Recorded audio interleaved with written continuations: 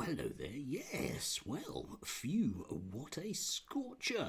Indeedy, isn't it? Yeah, it's going to be like this all week.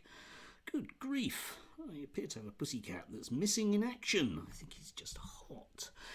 Anyway, yesterday was the time with the general election where all things turned to trans. Yes, indeed.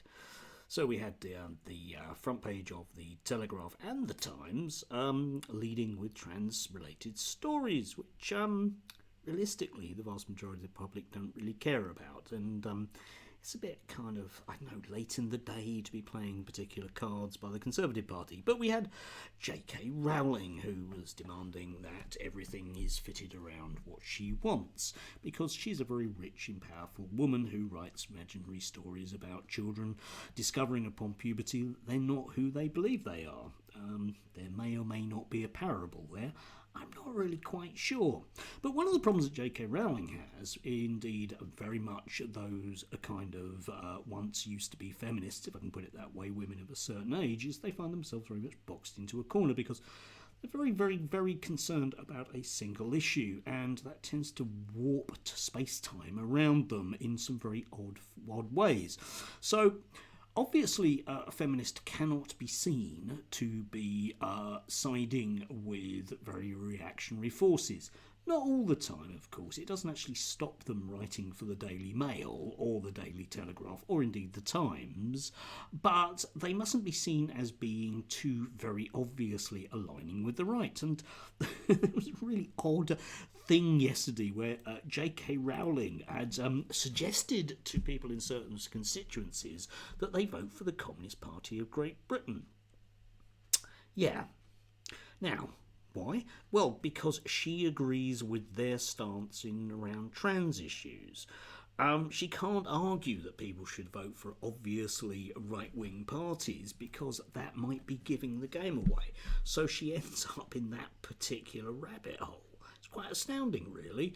I don't think the TERFs are going to be voting for the CPGB at all, okay? They're not even going to be voting particularly for the Party of Women, who are universally going to lose their deposits. There's a reasonable chance as well that the two Labour, very concerned about women's spaces MPs, as they currently are, used to be, you know what I mean, are going to lose their seats as well. Bristol Central is looking to go green, and I don't know, there's a very, very good chance, bearing in mind that Rosie Duffield doesn't want to be asked awkward questions in Canterbury, that she'll go as well, which will leave us with, well, problems, won't it, in terms of political representation.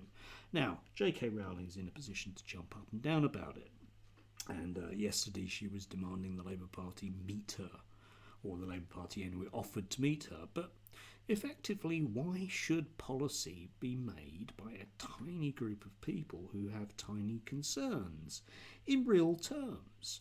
And I'd like to just sort of highlight some of the people that are fellow travellers. See what I did there with the communist thing? So, yeah, look it up. It's from the 50s. Anyway, right, okay.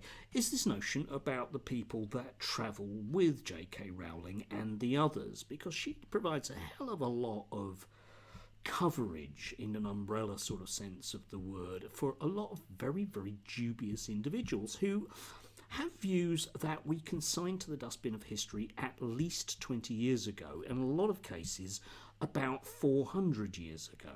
And I just want to highlight Joshua Sutcliffe, who is somebody you may recall who was doing the rounds because he was one of these people that had been treated dreadfully simply because he held views, right? Yeah? He was getting to do GB News and things like that. Anyway, he's appealing now his decision because he was suspended from being a teacher because he misgendered somebody in a classroom, and it goes a little bit further than that, though. You see, the way he presents himself is just this perfectly reasonable person who just happens to hold Christian views, and that's it. So, for example, he posted this up. I'm a teacher from London. I'll be voting for the Reform Party UK. Okay, mate. Most teachers won't particularly, associate themselves with a particular political party, but there again, you're not a teacher anymore, so there you go. I have to worry about what I post up on social media, but basically I'm well within any guidelines. I can't bring any school I work in disrepute because Hey, I don't work in a school. So, yes, my views upon here aren't basically targeting any particular group of individuals in any way. So, I'm not doing anything which may or may not make it harder for me to work with young people, despite what some people try and tell me. No, I know the rules, and I'm well within them. Thank you very much indeed. Whether or not you think I should be put in front of children, another thing entirely, but hey, only people that, support J.K. Rowling tend to think that. I was banned from the classroom for calling a girl a girl. Yeah, kind of, mate. Reform UK have pledged to ban transgender ideology from schools, so they have my vote. Okay, great. Whatever transgender ideology is, what he means by that, of course, is anything. Yeah, that's what transgender ideology means. It's anything that we don't like, whereby a teacher like me would be sympathetic to one of their pupils. Anyway, he carries on. They also want a PR system. This would suit me, as I would like abortions to be banned in the UK. And at the moment, it's difficult to be heard at the ballot box on this issue. Good. We've done and dusted that one. It's not a live issue. Yeah. I would also like that they want to dramatically reduce public spending and cut taxes. Yeah, from a teacher. What a brilliant idea. Anyway, Joshua Sutcliffe, again, just to sort of highlight the kind of fellow travellers there are, he has his own website and you can see exactly about what he does. He spends his time working for God. Effectively, he goes out in the streets at weekends and with a megaphone and shouts at people that they should be less sinful. He actually has a section on his website called Abominations: Abortion, Homosexuality, Pornography and Islam. They're all abominations. There are other Roman commentators who use that phrase because it has a very particular resonance for Christians. Abominations. And this is a person who's complaining bitterly that he's not allowed in a classroom. Let that one sink in for a bit, okay? His current argument about, he needs to come back into the classroom is that the recent stuff that the Conservative Party have done have changed the landscape, right? Okay, yeah, it is the greatest honour of my life to serve God. Good. Anyway, yeah, moving on from that. Yeah, his argument at present is that because the government brought in guidelines, keyword that, guidelines, remember that whole guideline thing they were going to bring in for like over a year and didn't because it was too problematic?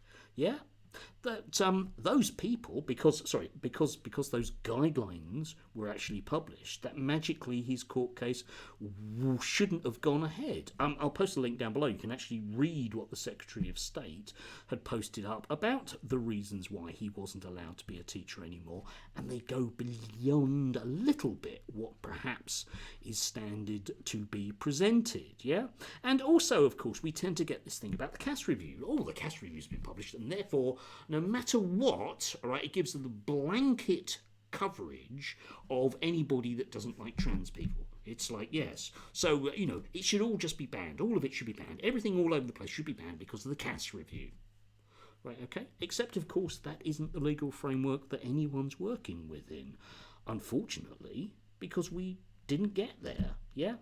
The Conservative government ran out of track with that. And if you notice with the schools stuff, there's a reason for that. They couldn't bring out guidance because they couldn't get the wording in any way, shape or form without going into Section 20, Section 26 territory of just going, oh, we'll just ban everything, which of course isn't going to work. Of course isn't going to work, no matter how much agents of God might want so. So anyway, just to give you a heads up, undoubtedly this guy will reappear because he was given quite a lot of airtime, for example, on GB News. Not in a way that was in any way, shape or form questioning exactly why it was that he'd been banned from a classroom. He's been banned from a classroom because the guy is a religious nutter. All right, I'm sorry, but realistically he is. You can dislike my views, all right, okay, but I don't regard anyone that I work with as an abomination. Can you imagine being an Islamic pupil in his class and being regarded as an abomination? Yeah? And of course, that's okay though, because he believes in the literal word of the Bible. The old-fashioned Bible, the fire and brimstone Bible. So he's actually doing his pupils a favour by being that horrible to them. Now, I'm sorry, but I don't think people like this should be around children. You can argue about trans ideology in schools, whichever way you want to put it. This horrible, nasty phrase, which is loaded with intent, as much as you want to, okay? But if you think that people like this should be around your children, I think you have a very warped view of the world. And unfortunately, for people like J.K. Rowling, she walks among them. And that's a huge issue for her. And I think it would be nice, perhaps, I know she'll sue, but perhaps if more people pointed these things out.